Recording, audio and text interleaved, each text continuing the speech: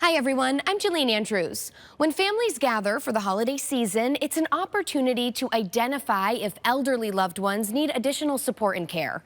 Joining us now with some helpful information is attorney Stephen Rubin from Drazen, Rubin Law.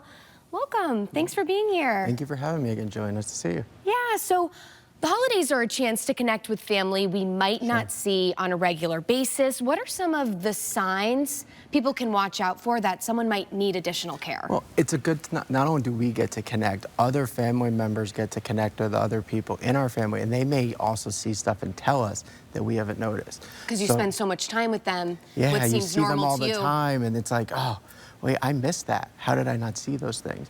So we start looking for little things. Now, everyone's going to change. That's just reality. We all go through changes. We all make changes in our life.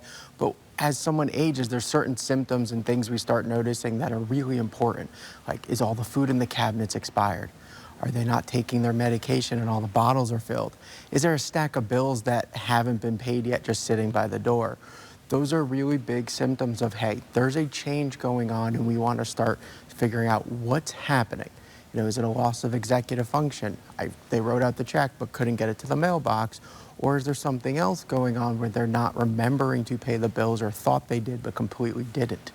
There's all little things we want to be noticing.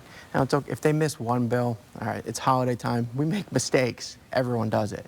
But if there's a stack of them, 3 or 4, a shut-off notice, we have to start being mindful of those things. Those are generally the signs that something is really changing.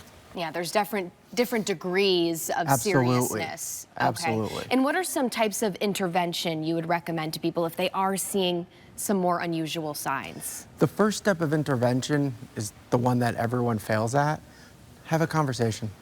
It is interesting. Sometimes if you're respectful with somebody else, say, hey, I noticed you didn't have these bills paid, Mom, Dad, like what's going on? The cabinets are empty, or hey, everything in the cabinet's expired. Like, are you eating right?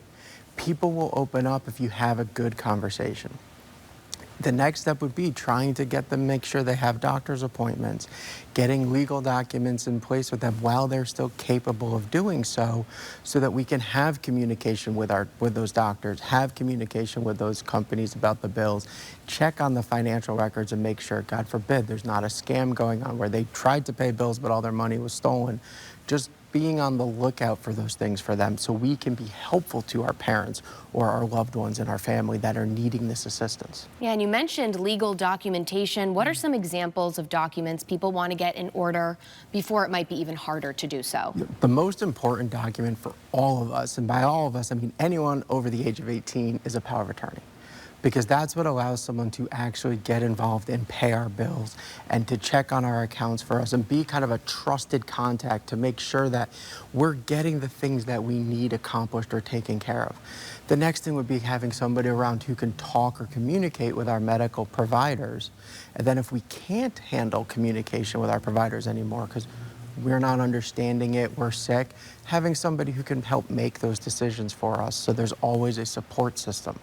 We want to make sure we're there to support our loved ones, not to supplant their wishes, to support their wishes. Absolutely. As always, thank you so much for your time. Always a pleasure to have you on here. Now, where can people go to learn more information? I know you guys have webinars and are always trying to educate the public. We have webinars coming up. We have events all around the state. So drazenrubin.com, there's a whole event page.